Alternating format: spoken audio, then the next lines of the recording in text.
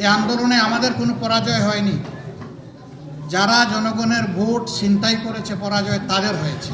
যারা পার্লামেন্টকে হাইজ্যাক করেছে তাদের হাত থেকে ইনশাআল্লাহ জনগণের অধিকার ছিনিয়ে আনা পর্যন্ত আমাদের লড়াই অব্যাহত থাকবে। তারা বিভিন্ন কায়দায় এই নির্বাচনকে একটা নির্বাচন হিসাবে বিশ্বের দরবারে তুলে ধরার চেষ্টা করেছেন, কিন্তু শেষ পর্যন্ত তাদের সকল চেষ্টাই ব্যর্থ হয়েছে। এদেশে যারা জীবন বাজি রেখে যুদ্ধ করেছিলেন ভোটের অধিকারকে অস্বীকার করার কারণে, সেই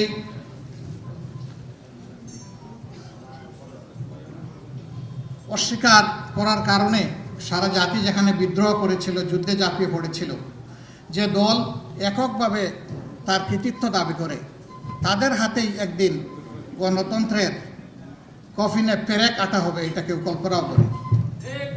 কিন্তু বড় গলায় তারা সে কথাটা গোটা দুনিয়াবাসীকে বোঝানোর চেষ্টা করছেন, যদিও দুনিয়া তাদের এই আহাজারি কবুল করেনি। এই আন্দোলনে আমাদের কোনো পরাজয় হয়নি। যারা জনগণের ভোট ছিনতাই করেছে পরাজয় তাদের হয়েছে। ইতিহাসের দায় কখনো তারা মুছতে পারবে না, এই দায় তাদেরকে স্বীকার করতেই হবে। আমরা কিছুই হারাইনি, যেহেতু জনগণ আমাদের সাথে আছে।